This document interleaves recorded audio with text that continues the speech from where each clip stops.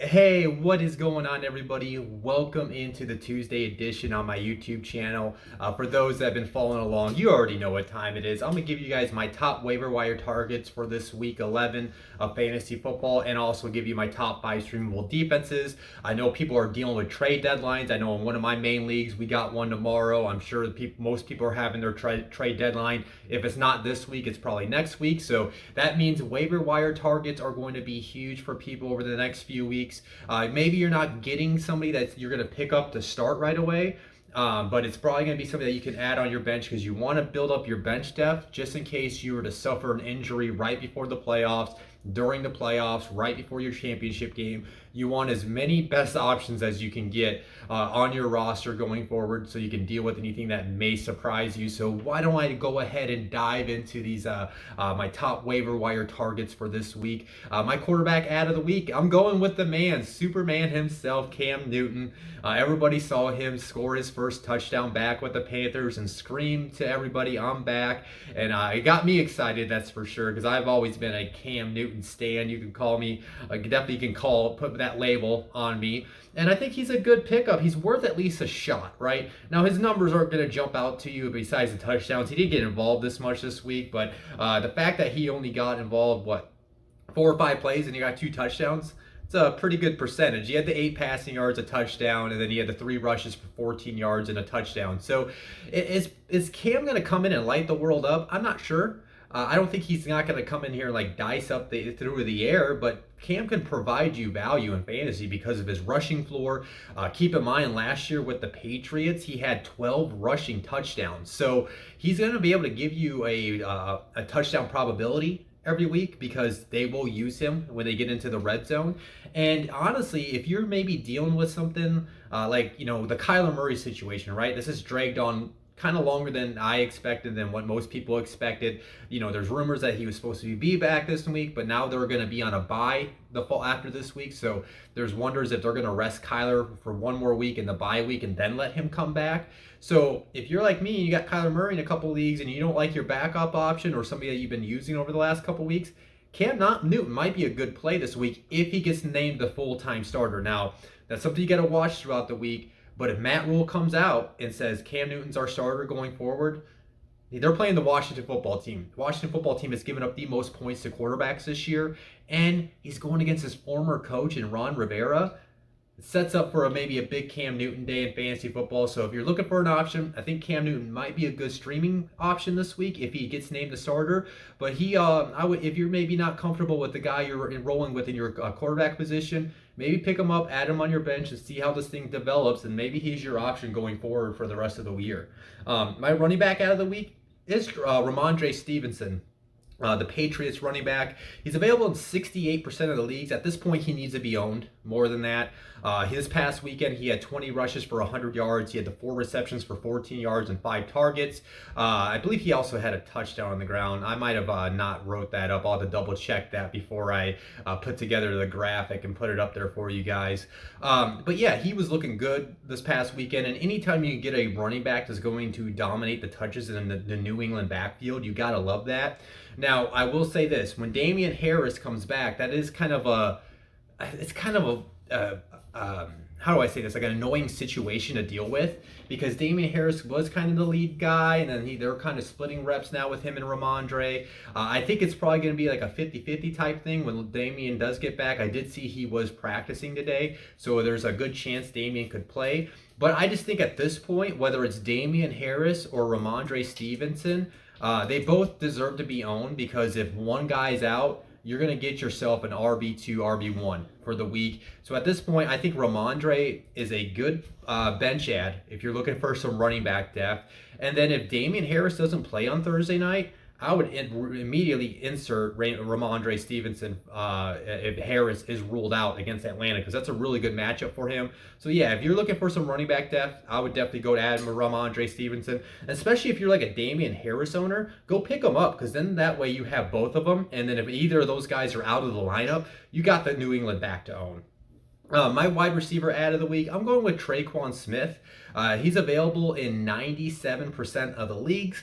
This past weekend, he had 4 receptions for 44 yards, a touchdown. He had 7 total targets, so you know that's something I look for in these wide receivers and tight ends. And it seems like Trevor Siemian is kind of developing some chemistry with him, and he is starting to target him. Traquan just came back a few weeks ago from an injury, so I think he's finally getting back to being 100% and getting comfortable being back on the field, and I think that's translating into on-field production. So I think Traquan is kind of emerging as the wide receiver to own in New Orleans.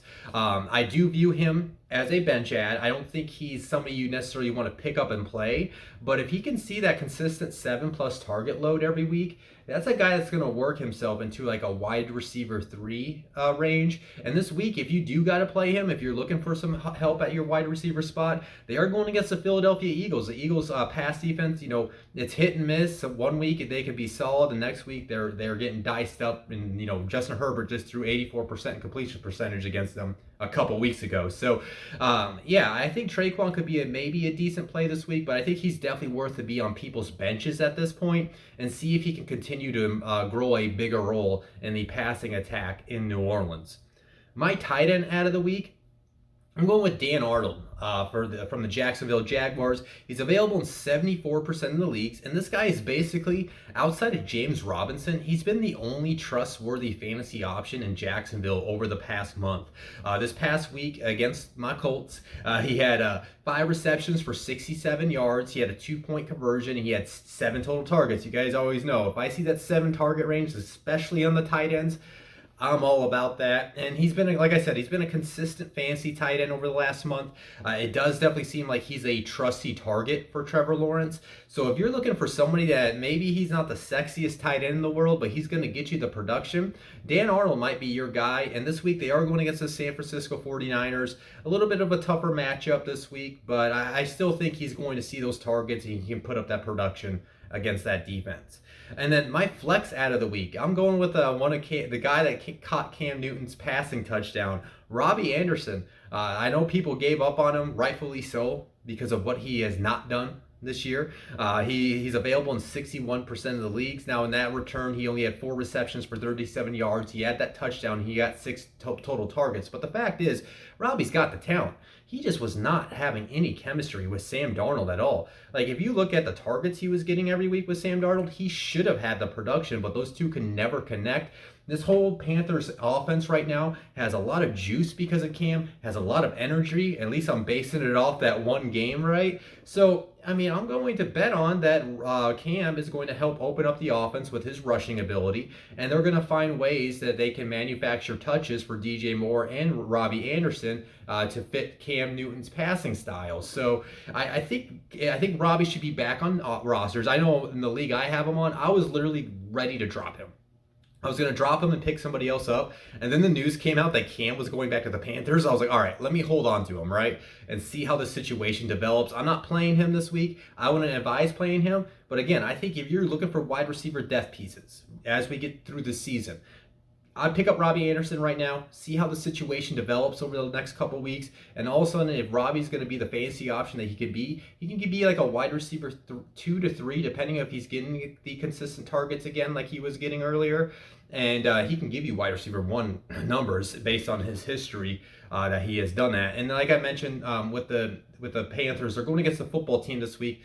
They're definitely suspect to give up a lot of yards. I know they are coming off that big upset against the Bucs, but I'm gonna bet on what I've seen throughout the season, not just one game. So again, my quarterback out of the week is Cam Newton. My running back out of the week is Ramondre Stevenson. My wide receiver out of the week is Traquan Smith. My tight end out of the week is Dan Arnold, and my flex out of the week is Robbie Anderson.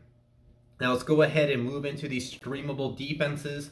Again, as always, these are per Yahoo. They have to have more than 50% availability, so I'm really working here, guys, trying to find some options in the deeper leagues. If you're like in a 12-team league and you're looking for some options you may want to gamble on, these are some of them that you could consider. Number 1, I'm going with the Dolphins against the Jets. The Dolphins are available in 73% of the leagues.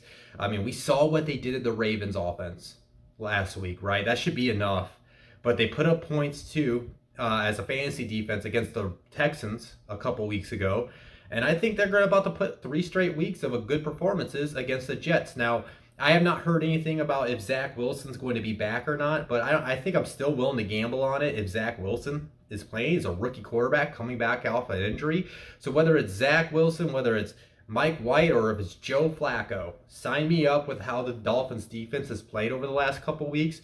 And I'm willing to bet that they're going to be able to create some pressure, potentially get those sacks, and definitely get those turnovers, especially when you got Xavier Howard on that side of the defense. My number 2 streamable defense of the week, I'm going with the 49ers against the Jaguars. The 49ers are available in 51% of the leagues right now. I mean, we saw what they did against that Rams offense last night, which was completely surprising. That totally ruined all of my bets I did last night. Besides my under, I did hit on the under last night, so that's the one thing I was happy about. But yeah, I mean, we saw what they did to the Rams offense last night, and the Jaguars offense is not the Rams offense. The Jaguars offense is having their struggles right now, moving the ball. You got the rookie quarterback in Trevor Lawrence. So you guys hear me repeat this over and over again every week. I'm always willing to gamble on a streaming defense that's facing a rookie quarterback. So you got the sack potential, you got the turnover potential, and they're going to be playing very confident, especially after how they played against the Rams. So if the 49ers are available in your league, that's a defense I would definitely consider picking up and putting into your lineup for this week.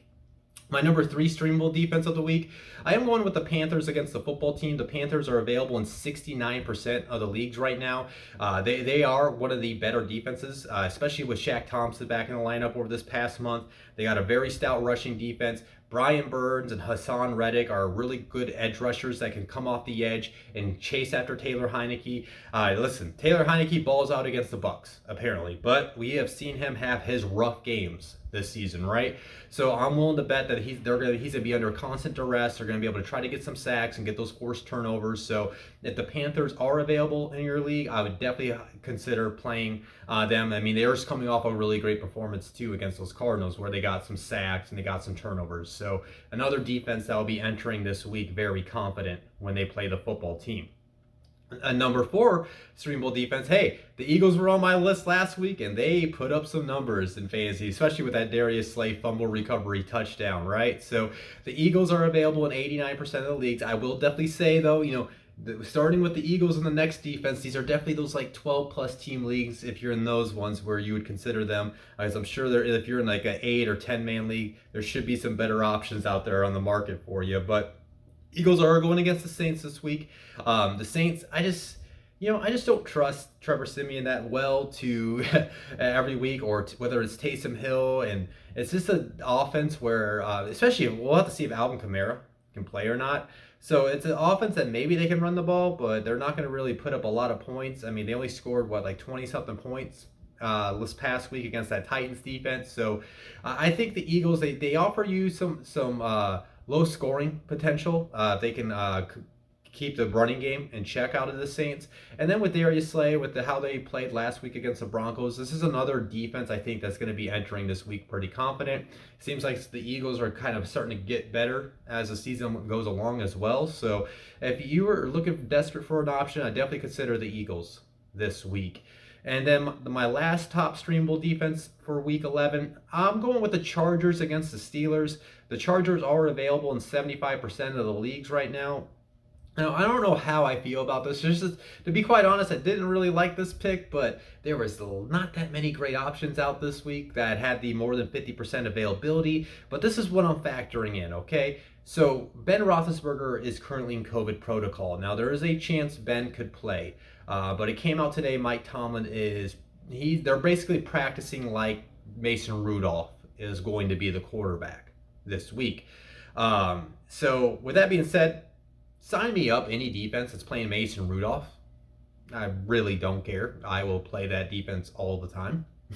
He stinks, to say the least. But so yeah, you got the turnover potential. You got, now they came out today that Joey Bosa is now in COVID. There's a lot of players in this game that are in COVID protocol right now. So Joey Bosa is in COVID protocol. I hate that because I would love the sack potential, but it came out. I think it was Tom Pelissero says he does have a chance to play. Obviously, it's the 24 hours apart tests that they would have to do. So with that being said, though, like I still think they have enough guys on that defensive front where they can get the pressure, especially on Mason Rudolph. Mason Rudolph's good for a turnover or two, and then you got Derwin James roaming around in the back too. So Asante Samuel hopefully will be back from his. I think he's got a concussion he's been dealing with. So. If he's back, I like their chances to maybe get their hands on a turnover or two, especially with Mason Rudolph if he's playing on Sunday night. So again, those are my top 5 streamable defenses for week 11. My number 1, Dolphins against the Jets. My number 2, 49ers against the Jaguars. Number 3, Panthers against the football team. My number 4, Eagles against the Saints. And my number 5 defense is the Chargers against the Steelers. So yeah, that's my video for this week. As always, guys, if you enjoyed tonight's video, hit the like button. If you have not subscribed to my channel, please hit the subscribe button. Always trying to get that number up. And then lastly but not leastly, go check out the Prospect Encyclopedia at prospectencyclopedia.com, where you can look into it, see what it's all about, and order the entire thing for $15. Individual team PDFs are $1. You get the Buck section for free. Check that out. And then if you're impressed, you can go make those purchases if you wish.